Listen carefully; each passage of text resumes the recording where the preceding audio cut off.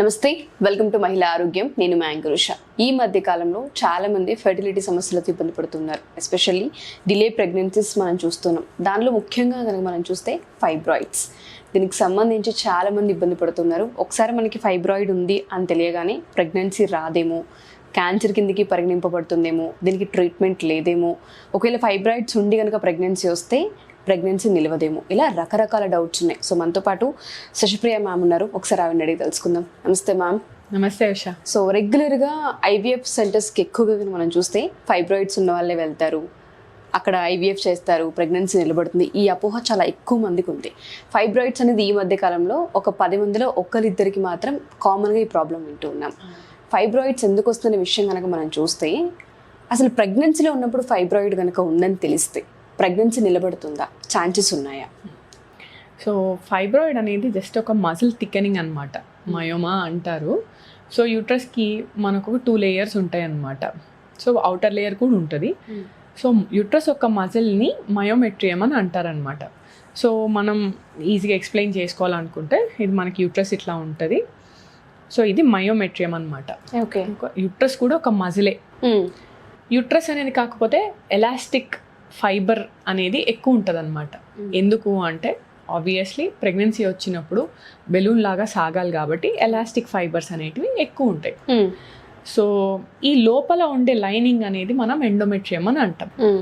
So ఈ endometrium అనేది మనకు ఎగ్ నుంచి వచ్చే ఈస్ట్రోజన్తో పెరుగుతూ ఉంటుంది అనమాట. సో చాలామంది ఉమెన్కి ఏంటంటే హైపర్ ఈస్ట్రోజనిక్, అంటే ఈస్ట్రోజన్ ఎక్కువ ఉండే బాడీస్లలో ఫైబ్రాయిడ్స్ అనేటివి కామన్గా చూస్తుంటాం. సో రీజన్స్ ఏంటి అంటే, ఈ ఫైబ్రాయిడ్ అనేది ఒక మజిల్ థిక్కెనింగ్, అండ్ ఈ మజిల్ ఏమవుద్ది అంటే ట్విస్ట్ అయిపోయి ఒక చిన్న చిన్న ఆనియన్ లాగా తయారవుతూ ఉంటుంది అనమాట. మజిల్ లేయర్ అనేది యాడ్ అయిపోతూ ఉంటుంది సర్కిల్గా. సో స్కానింగ్ మనం చూసినప్పుడు చిన్న చిన్న ఆనియన్స్ లాగా మనకు స్కాన్లో కనిపిస్తాయి. ఓకే. సో ఫైబ్రాయిడ్ ప్లేస్మెంట్ని బట్టి మనకు ప్రాబ్లం ఉంటుంది అనమాట. సో ఫైబ్రాయిడ్ మనకి ఈ భాగంలో ఉందనుకోండి, జనరల్గా ఈ లోపల భాగం అనేది మనకు యుట్రైన్ క్యావిటీ అనమాట. అరౌండ్ 1 సెంటీమీటర్ వరకు మనకు వాల్యూమ్ అనేది ఉండాలి. సో దాంట్లో ఫైబ్రాయిడ్ ఉందనుకోండి, సో బేబీ అనేది చాలా చిన్నది, మైక్రాన్ కదా ఎంబ్రియో. సో ఆ లోపల ఉన్న ఫైబ్రాయిడ్ దానికి డిస్టర్బెన్స్ చేసి ఆబ్వియస్లీ ఇంప్లాంటేషన్ ప్రాబ్లమ్స్ రావచ్చు. అంటే బేబీ అతకకపోవచ్చు, ఫస్ట్ ప్రెగ్నెన్సీ ఫామ్ అయినా కానీ లోపల అతకకపోవచ్చు, అతికినా కానీ మనకు మిస్క్యారేజ్ అయ్యే ఛాన్సెస్ ఎక్కువ ఉంటాయి. అదే ఫైబ్రాయిడ్ మనకు ఈ మజిల్ లోపల భాగంలో ఉంది. దీని ఇక్కడ ఉండేదాన్ని సబ్మ్యూకస్ ఫైబ్రాయిడ్ అంటారు. సో ఈ మజిల్ లోపల ఉంది అంటే ఇంట్రామ్యూరల్ మజిల్ దగ్గర ఉంది కాబట్టి. సో దీనికి ఏంటంటే సైజుని బట్టి ట్రీట్మెంట్ అనమాట. 3 సెంటీమీటర్ కంటే ఎక్కువ ఉండే ఫైబ్రాయిడ్స్ ఎక్సిషన్ అవసరం, తీయాల్సి వస్తుంది. అదే 3 సెంటీమీటర్స్ కంటే తక్కువ ఉంది, బేబీ పెరిగే ప్లేస్లో లేదు అంటే దాన్ని జనరల్గా మనం డిస్టర్బ్ చెయ్యము. అలాగే బయట సబ్ సిరోజల్, ఈ బయట అవుట్ సైడ్ లేయర్ని సిరోజా అని అంటారనమాట. పైన చిన్న చిన్న పిలకల్లాగా తయారవుతూ ఉంటాయి. ఇంకా చెప్పాలంటే మనకు చామగడ్డల పైన ఎట్లా ఉంటాయి పిలకలు, అట్లనే మన గర్భసంచికి పైన కూడా పిలకలు తయారవుతాయి. వాటిని ఫైబ్రాయిడ్స్ అని అంటారనమాట, సబ్ సీరియస్ ఫైబ్రాయిడ్స్. సో వాటికి ఏంటంటే ట్రీట్మెంట్ ఈజీ. లాప్రోస్కోపీ ట్రీట్మెంట్ చేసినప్పుడు చిన్న చిన్నగా వాటిని తీసేసేయచ్చు. సో వాటితో మేజర్ ప్రాబ్లం ఉండదు. కానీ అవి సైజ్ పెద్దగా ఉన్నాయి అనుకోండి, అప్పుడప్పుడు టార్షన్, ట్విస్ట్ అవ్వచ్చు, లేదా బ్లీడింగ్ అనేది ఎక్కువ కావచ్చు, మనకు మాసెస్ లాగా కనిపించచ్చు, పొట్ట మీదకి తెలవచ్చు. సో ఇవి వాటితో ఇష్యూస్ ఉంటాయి తప్ప ప్రెగ్నెన్సీకి పెద్ద డిస్టర్బెన్స్ హామ్ అయితే కాదు. సో ఇవి కాకుండా చిన్న ఫైబ్రాయిడ్స్ ఉంటాయి. ఇవి చాలా నోటోరియస్ ఫైబ్రాయిడ్స్. ఎక్కడ ఉంటాయి అంటే ఈ సర్విక్స్ దగ్గర ఉంటుంది అనమాట, సర్వైకల్ ఫైబ్రాయిడ్స్. సో ఇక్కడ ఫైబ్రాయిడ్ ఉందనుకోండి, స్పర్మ్ వెళ్ళడానికి ఇబ్బంది అవుతుంది. సో పేషెంట్కి అప్పుడప్పుడు ఇంటర్మిటెంట్ స్పాటింగ్ లాగా ప్రజెంట్ చేస్తారనమాట. పీరియడ్ మధ్యలో చిన్న చిన్న స్పాటింగ్స్ కూడా అవుతూ ఉంటాయి. వైఫ్ అండ్ హస్బెండ్ కలిసినప్పుడు కూడా స్పాటింగ్ అవుతూ ఉంటుంది. సో అది ఇక్కడ సర్వైకల్ ఫైబ్రాయిడ్ అనమాట.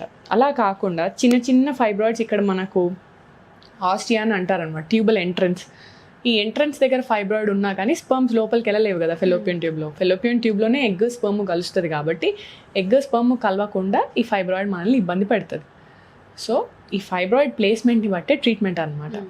సరే, మనకు అసలు ప్రెగ్నెన్సీ ప్రాబ్లం కాదు, ఆల్రెడీ ప్రెగ్నెన్సీ వచ్చింది, డెలివరీ కూడా అయిపోయింది, కానీ ఫైబ్రాయిడ్స్ ఉన్నాయి యూట్రస్లో. దీనికి మనం ఏం చేయాలి అంటే, ఫైబ్రాయిడ్స్తోని సిమ్టమ్స్ ఏమున్నాయి?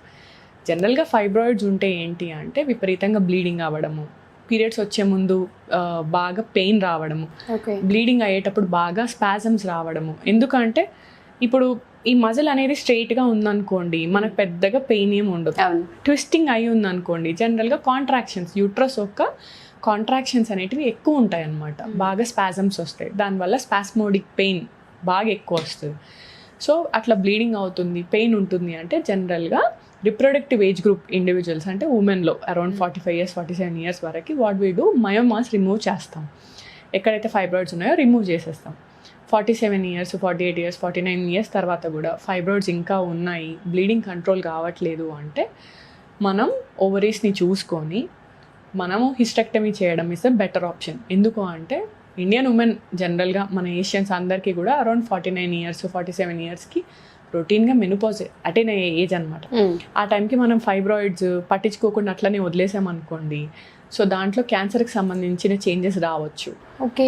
సో ఫైబ్రాయిడ్స్ని తీయడం ఎంత ఇంపార్టెంటో యూట్రస్ కూడా కన్జర్వ్ చేయాలా వద్దా అని ఏజ్ అనేది మనకు డిసైడింగ్ ఫ్యాక్టర్.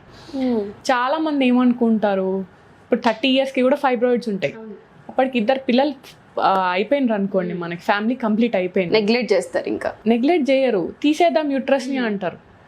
యూట్రస్ అనేది మన హోల్ బాడీ డిపెండ్ అవుతుంది యూట్రస్ మీద. ఎందుకు అంటే మన స్కిన్ కానీ హెయిర్ కానీ మన మజిల్ అండ్ మన కాల్షియం సెక్రీషన్ బోన్స్ నుంచి కూడా ఈస్ట్రోజన్ అనే హార్మోన్ అనేది చాలా ఇంపార్టెంట్ బాడీకి. సో ఈస్ట్రోజన్ ఎక్కడి నుంచి వస్తుంది, మెయిన్ కాంపోనెంట్ ఈస్ట్రోజన్ వచ్చేది మనకు ఓవరీస్లో ఉండే ఎగ్స్ నుంచి వస్తుంది అనమాట. సో ఓవరీ పని చేయాలి అని అంటే మనకి యూట్రస్ కూడా ఉండడం చాలా ఇంపార్టెంట్. సో ఒకసారి బేబీ డెలివరీ అయిపోయిన తర్వాత కూడా రొటీన్గా మనకు ఎగ్ పెరగడము రిలీజ్ అవ్వడం అనేది కామన్. మెన్స్ట్రువల్ సైకిల్ రెగ్యులర్గా ఉంటాయి అరౌండ్ 42 years వరకు. సో బాడీలో ఈస్ట్రోజన్ అనేది మనకు ఓవరీ నుంచే మెయిన్ కాంపోనెంట్ కాబట్టి అదర్ కాంపోనెంట్స్ కూడా ఉంటాయి మనకి, కానీ ఓవరీ నుంచి మెయిన్ కాంపోనెంట్.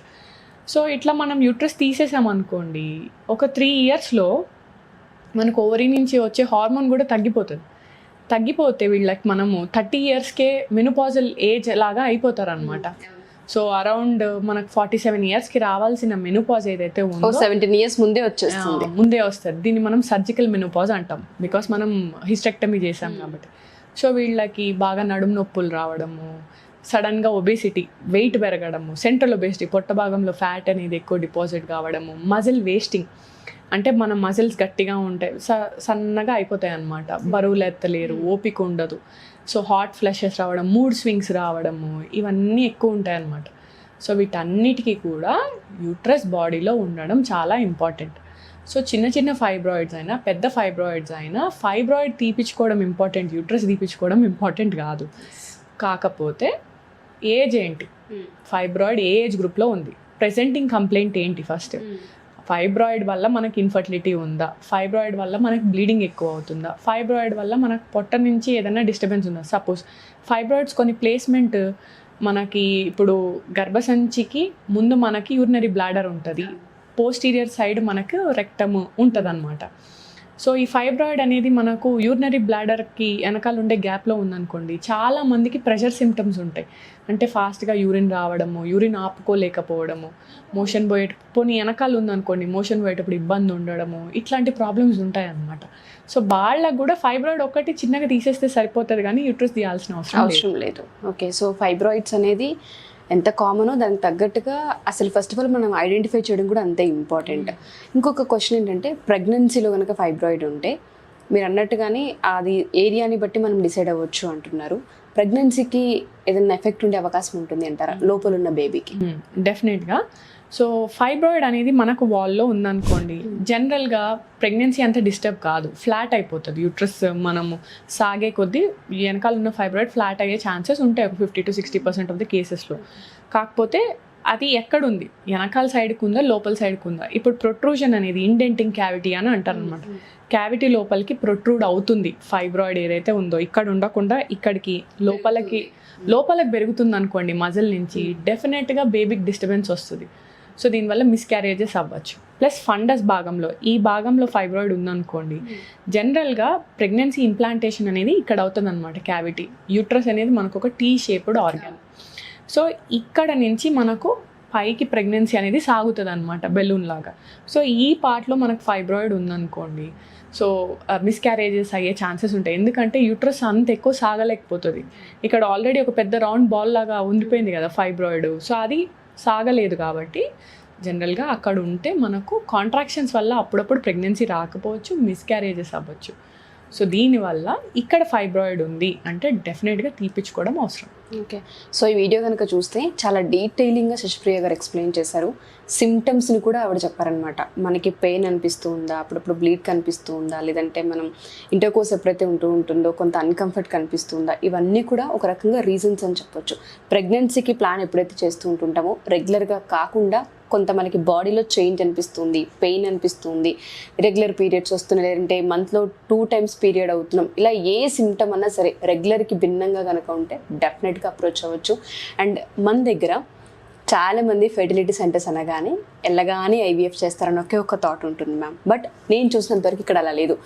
99% 1% ఛాన్స్ ఉన్నా మీరు నార్మల్గా రావడానికే పేషెంట్ని ప్రయత్నిస్తూ ఉంటారు. ఎందుకంటే నేను లైవ్లో కూడా మీరు పేషెంట్స్తో మాట్లాడుతుంటే చూశాను.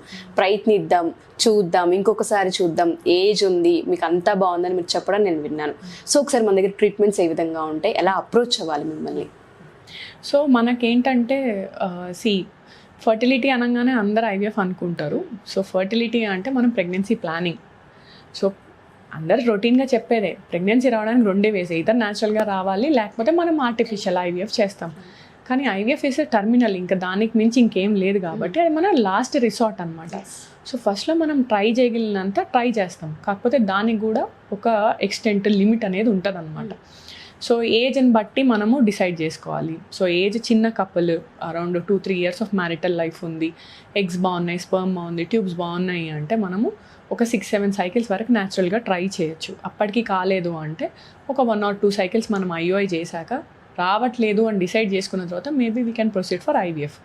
అదే మనకు 30-year-old కపుల్ అనుకోండి, మ్యారిటల్ లైఫ్ 6-7 years ఉంది, ఎక్కువ ఉంది, మోర్ దాన్ 30 years, ఈ ఏజ్ గ్రూప్లో ఏమైపోతుంది అంటే ఎగ్ స్పర్మ్ క్వాలిటీ తగ్గుతాయి కాబట్టి వీళ్ళకి డెసిషన్ అనేది మనం తొందరగా తీసుకునే అవకాశం. సో న్యాచురల్గా ఒక 6 months మనం చూడడం కంటే ఒక 3-4 months ఐయుఐ సైకిల్స్ చేసి ఒకవేళ దాంట్లో రాకపోతే then we will proceed for IVF.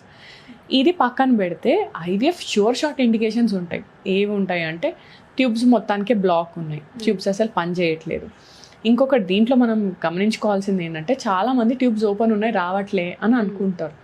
Tube open ఉండడం వేరు, ట్యూబ్ ఫంక్షన్ చేయడం వేరు. ఫంక్షనాలిటీ కూడా చాలా ఇంపార్టెంట్. సో ట్యూబ్ ఫంక్షన్ చేయట్లేదు, బాగా అతుకులు ఉన్నాయి, లేదా మనకు హైడ్రోసాల్పింగ్స్ బాగా వాప్ వచ్చింది, సాల్పింజైటిస్ ఇన్ఫెక్షన్ ఉంది, వాప్ అయింది, ఇట్లాంటి ట్యూబ్స్లో ప్రెగ్నెన్సీ రావడం కొంచెం ఇబ్బంది. సో వీళ్ళకి మనము ఐవీఎఫ్ చేస్తే బెటర్ సక్సెస్ రేట్ ఉంటుంది. అది కూడా ఐవీఎఫ్ యంగ్గా ఉన్నప్పుడు చేస్తే బెటర్ సక్సెస్ దాన్ 30 years 35 yearsకి చేయడం కంటే వీళ్ళకి డెసిషన్ కొంచెం మనం ఎర్లీగా తీసుకున్నామంటే బెటర్ సక్సెస్ రేట్ ఉంటుంది అనమాట. అంటే టేక్ హోమ్ బేబీ అనేది బెటర్ ఉంటుంది. ఓకే, డెఫినెట్గా మ్యామ్. సో ఎవరైనా సరే ప్రెగ్నెన్సీ కోసం ప్రయత్నిస్తూ ఇబ్బందులు పడుతూ ఉంటే ఫస్ట్ ఆఫ్ ఆల్ మీకు మెంటల్ సపోర్ట్తో పాటు మెడికల్ సపోర్ట్ కూడా ఇక్కడ దొరుకుతూ ఉంటుంది. మనిషి ఫస్ట్ ఒకటి మెంటల్గా మనం ప్రిపేర్ అవ్వాలి. అది ఇక్కడ చాలా బాగా చేస్తూ ఉంటుంటారు శశిప్రియ గారు, వీళ్ళ టీం కూడాను. ఎందుకంటే నేను స్వయంగా దగ్గర ఉండి మరి పేషెంట్స్ని ట్రీట్ చేసే విధానం, వీళ్ళ సక్సెస్ రేట్ చూశాను కాబట్టి రిపీటెడ్గా నేను వాయిస్ చెప్తూ ఉన్నాను. మీలో ఎవరైనా సరే ప్రెగ్నెన్సీకి ప్లాన్ చేస్తూ లేట్ అవుతూ ఉంది, ఇబ్బందులు కలుగుతున్నాయి, మల్టిపుల్ అబార్షన్స్ అవుతున్నాయి అనుకుంటే డెఫినెట్గా అప్రోచ్ అవ్వచ్చు. హాస్పిటల్ అయితే కోంపల్లిలో ఉంది. మీకు ఫర్దర్గా డీటెయిల్స్ కావాలి అనుకుంటే మేము ఒక నెంబర్ ప్రొవైడ్ చేస్తూ ఉంటాం స్క్రీన్ మీద. దానికి కనుక కాల్ చేసినా మెసేజ్ చేసినా మా టీం మీకు అలర్ట్ అవుతారు. Thank you ma'am, thank you so much. Thank you అండి.